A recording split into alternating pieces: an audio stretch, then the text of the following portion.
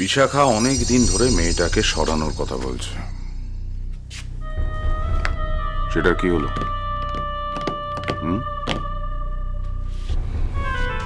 ভালো কথায় কাজ হয় না, তাই না? সেটা পরেও আলোচনা করা যাবে। তুমি আগে আমার প্রশ্নের উত্তরটা দাও তো। লজ্জা করে না তোমার?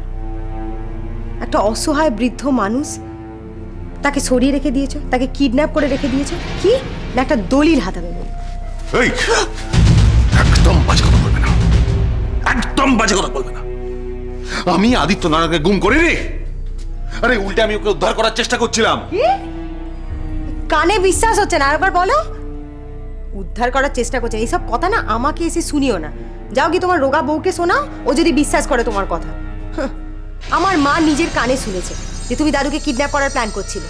আরে বোকা মাথা মোটা, রাগের মাথায় তো ওরকম লোকে বলে থাকে, তাহলে তাই করে নাকি সবসময়? আমি যদি বলি কাউকে আমি খুন করে ফেলবো, খুন করে ফেলবো। আরে হ্যাঁ, আমি খুন করার কথা বলেছিলাম, কিন্তু তারপর আমি কিচ্ছু জানি না, বিশ্বাস করো। কিচ্ছু জানি না? কোনটা সত্যি আর কোনটা মিথ্যে না কয়েকদিনের মধ্যেই বোঝা যাবে। বলেছি আমি রঞ্জিত আঙ্কেলকে দুটোকে ধরে ভালো করে লকআপে ঢোকাতে, মারবে ধরে। একদম বাজে কথা বলবে না, অনেকক্ষণ থেকে এক কথা বলে যাচ্ছে। আরে আমি কিছু করিনি, করিনি। আমি আদিত্য নারায়ণকে কিডন্যাপ করিনি। তাহলে কোথায় গেল আমার দাদু? কোথায় গেল বলো? যখন দাদু বাড়ি থেকে বেরিয়েছিল খুব ভালো করে জানতো যে বাড়ির সিচুয়েশন কি। বললো সবকিছু খোলাখুলি বলবে, তারপর আর লোকটা বাড়িতে এলো না। এটা হতে পারে? পরীর বুদ্ধিটা না কমতে কমতে কমতে কমতে একেবারে পায়ের তলায় চলে গেছে। তোর কি ধারণা পরি, আদিত্য নারায়ণ চৌধুরী যদি মুখ খোলে তাহলে আমরা বিপদে পড়বো নাকি? আরে এই সহজ কথাটা কে ওর মাথায় ঢোকাবে? আরে বাবা, আদিত্য নারায়ণ মুখ খুললে সব থেকে বেশি বিপদে পড়বে কে? সুজিত, সুজিত, সুজিত। সেই জন্য আদিত্য নারায়ণের মুখ বন্ধ করে রাখার জন্য ওকে সরিয়ে রেখে দিচ্ছে। কিরে, ঢুকলো কিছু তোর মাথায়? সুজিত যদি কাজটা করে তাহলেও তো তোরা সবকিছু জানিস, কারণ তোরা তো একজোট হয়েছিস না চারজনে মিলে আমাদের পেছনে বাঁশ দেওয়ার জন্যে। আমি একটু ব্যস্ত হয়ে গেছি রূপাকে নিয়ে, নইলে এতদিনে সাইজ করে না তোমাদেরকে ঠিক আমার দাদুকে খুঁজে নিয়ে আসতাম। রূপাকে নিয়ে ব্যস্ত নয়, নিজেকে নিয়ে বেতি ব্যস্ত, নিজেকে নিয়ে। দুর্যোধন তলাপাত্র শিকার আটকে রেখে দিয়েছ, এর পরিণতি কি ভয়ঙ্কর হবে সেটা বুঝতে পারছো না? এক্স্যাক্টলি। নেই কাজ তো খই ভাজ, কোনো কাজ নেই তো কি করবে ভেবে পাচ্ছে না। এসব অসহায় মেয়েকে সাহায্য টাহায্য কিচ্ছু নয়। আমি বলছি তোমাকে, ওই খবরের কাগজে 4টি লেখা বেরোবে, 4টি ছবি বেরোবে, সেটাই হচ্ছে আসল উদ্দেশ্য। কিন্তু এটা করতে গিয়ে কত বড় দাম দিতে হবে সেটা তো বুঝতে পারছে না। আমার বাড়িতে আমি কি করছি তাতে তোর বাপের কি রে? জীবনে তো কখনো কারো ভালো করনি, শুধু লোকের পেছনে বাঁশ দিয়েছ। অন্য লোকের ভালো করলে যে আনন্দটা হয় সেটা কি করে টের পাবে বলো? দেখো, তোমার এই কীর্তিকলাপের জন্য রাস্তাঘাটে আমাদের কান পাতা দায় হয়ে যাচ্ছে, নাক কাটা যাচ্ছে আমাদের। এসব কীর্তিকলাপ একদম বন্ধ করবে। আছো কেন? চলে যাও না। যদি একটু লজ্জা শরম থাকে তাহলে ভালো ভালো কেটে পড়ো না। বিক্রি নাগানির মতন এ বাড়িতে পড়ে আছো কেন? আয় পড়ি, চুপ একদম। অনেক দিন ধরে আমরা তোকে কিছু বলছি না, সেজন্য কি ভেবেছিস তুই আর কিচ্ছু বলবো না কোনো দিন? আগেকার মারধরগুলো, চচ্চাপাটিগুলো ভুলে গেছিস সব? হ্যাঁ, আসলে কি জানো তো, মাঝে মাঝে গামছাকে নিংড়ে আছড়াতে হয়, ঠিক তেমনি একেও আছড়ানোর দরকার। আর একটা কথা বললে না, তোরা মনে হয় ভুলে গেছিস না? আমি আমার মায়ের দেওয়া শপথ না অনেকদিন আগে ভেঙে দিয়েছি। এখন আমি যাই করি না কেন আমার কিছু এসে যাবে না। চুপ করে থাক। হ্যাঁ, বারবার মন করছি চুপ করে থাক। ওই মন্ত্রী এসেছিল এখানে, কি করেছিলাম দেখেছিস তো? প্রত্যেকটা মিডিয়ার লোককে ডেকে এনে ঝাঁটা মেরে বাড়ি থেকে বার করেছিলাম। বেশি ফটর ফটর করলে না তোদের দুজনের সেম হাল করব।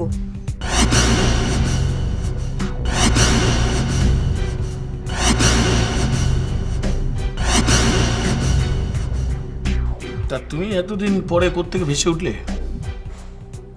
সেই আমার সঙ্গে গাদ্দারি করে যে ডুব মারলে, এতদিন বেপাত্তা হয়ে কোথায় ছিলে?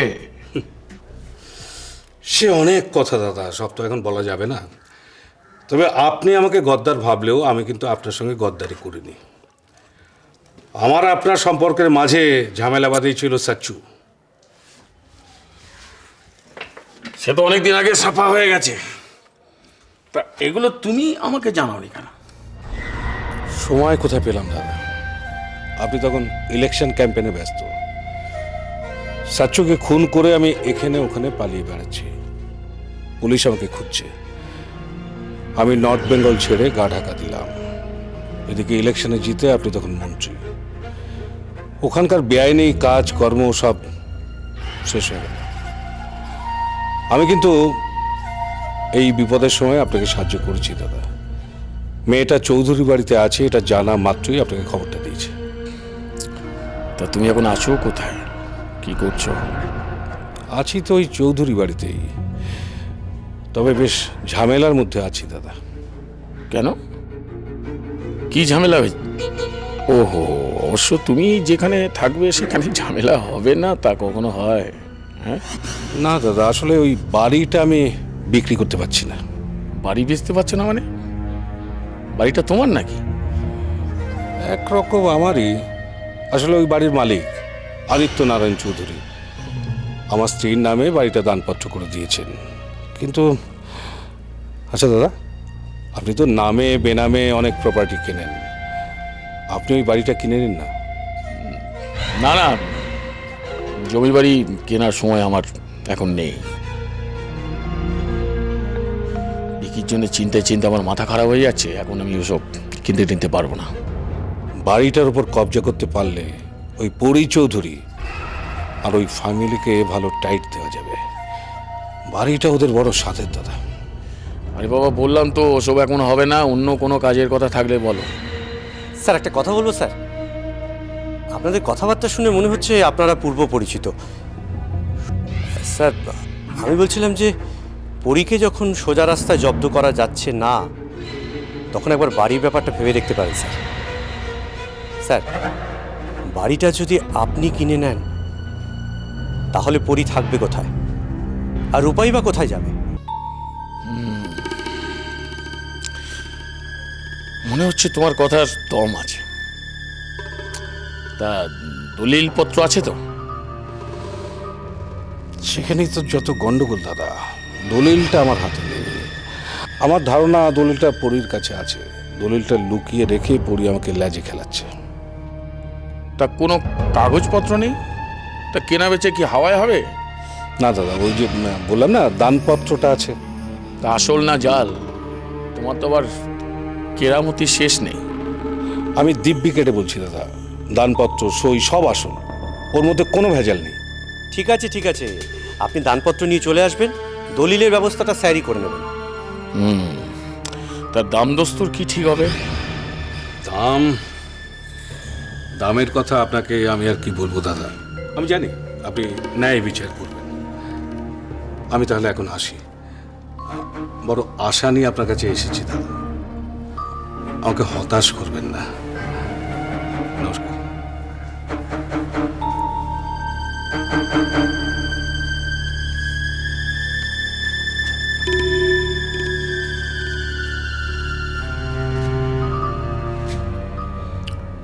সেনগুপ্ত, স্যার লোকটার উপর একটু নজর রেখো, খুব কাজের লোক। দেখো, তুমি মেয়েকে আড়াল করার চেষ্টা করো না। পরি যা করছে ঠিক করছে না। বাইরের একটা মেয়েকে রক্ষা করবার জন্য ও আপ্রাণ চেষ্টা করছে। এদিকে আমাদের যে অবস্থা, আমাদেরকে রক্ষা করে তার ঠিক নেই। ওর জন্য এই চৌধুরী বাড়িতে যখন তখন যে কেউ এসে যা খুশি তাই বলে পার পেয়ে যাচ্ছে। এসব কি হচ্ছে? বাবা হয়ে তুমি সব মুখ বুজে দেখছো? কিন্তু পরি অন্যায়টা কি করছে? ওই মেয়েটার উপর অত্যাচার হয়েছে, জঘন্য অত্যাচার হয়েছে। পরি তার হয়ে লড়াই করছে। আমি কেন বাধা দেবো বলো তো? এই চৌধুরী বাড়ির লোকরা চিরকাল অন্যায়ের বিরুদ্ধে লড়াই করেছে, তা পরি তো সেই কাজই করছে। তোমার আশকারাতে মেয়েটা এরকম বিগড়েছে। নাম কেনার জন্য বাইরের বিপদ ঘরে ডেকে আনছে। এতে যে মেয়ের ক্ষতি হচ্ছে সেটা বুঝছো না? আমাদের কি ক্ষমতা বলো তো মন্ত্রীর বিরুদ্ধে লড়াই করব? অন্যের উপকার করতে গিয়ে নিজের বিপদ ডাকছে। নীরু, তুমি মিথ্যে চিন্তা করছো। আমি মিথ্যে চিন্তা করছি না। খবরের কাগজে টিভিতে পরীর নামে প্রশংসা বেরোচ্ছে, মন্ত্রীর বিরুদ্ধে ওকে উস্কাচ্ছে। তুমি ভাবছো মেয়ে পদক টদক পাবে, আর আমি মরছি আমার চিন্তায়। এবার না মেয়েকে কোলছাড়া করতে হয়। নীরু, তুমি যদি এই সময় ভেঙে পড়ো তাহলে তো মুশকিল। তুমি অন্তত শান্ত হও। কি করে শান্ত হব বলো তো?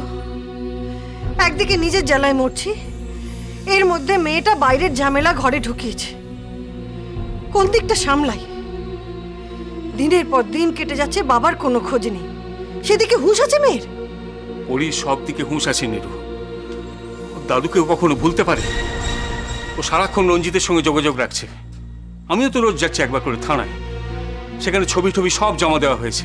আশপাশে হাসপাতাল, নার্সিংহোম সব জায়গায় খোঁজ নেওয়া হয়েছে, কিন্তু আমার মাঝে মাঝে মনে হচ্ছে নিরূপ, বাবা বোধহয় বাড়ির ঝামেলা সামলাতে না পেরে নিজেই কোথাও।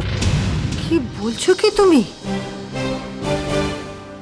যে মানুষটা সুজিত পিসেমশাইয়ের অপরাধের কথা বলে দেবেন বললেন, তিনি হঠাৎ মত বদল করে নিজের ইচ্ছে নিরুদ্দেশ হয়ে গেলেন। আচ্ছা, বিশাখা যদি বাবাকে বাজারে না পাঠাতো তাহলে তো বাবা বাড়ি থেকে বেরোতেন না। তাও তো বটে। তাহলে কি সুদীপ আর সুজিত পিসে মিলে বাবাকে গুম করেছে? কিন্তু কোনো প্রমাণ তো নেই যে পুলিশ ওদের ধরবে। আর তোমাকে যে টেলিফোনে কিডন্যাপের খবরটা দিয়েছিল, সে তো ওই টাকা ফাঁকা কিছু চাইনি মুক্তিপণের। না না, টাকার কথা তো কিছু বলেনি। তাহলে আর সুদীপ রায় যদি এই কাণ্ড করবে, তাহলে তাহলে ওরা খবর দেবে কেন কিডন্যাপের? ওরা তো বুঝে যাবে যে প্রথম আমরা ওদেরই সন্দেহ করবো। আমার আমার আমার সব কিরম গুলিয়ে যাচ্ছে নিরু। বাবা কোথায় আছে, কেমন আছে, এটা যতক্ষণ না জানতে পারছি, এদিকে মাকেও তো সামলানো যাচ্ছে না। আচ্ছা, বাবা বেঁচে আছেন তো? মানে বাবাকে যারা ধরে নিয়ে গেছে, তারা তারা বাবাকে শেষ করে দেয়নি তো? নিরু,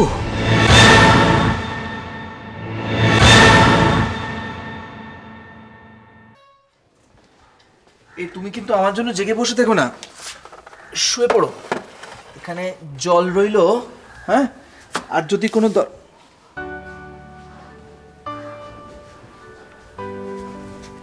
কি হলো?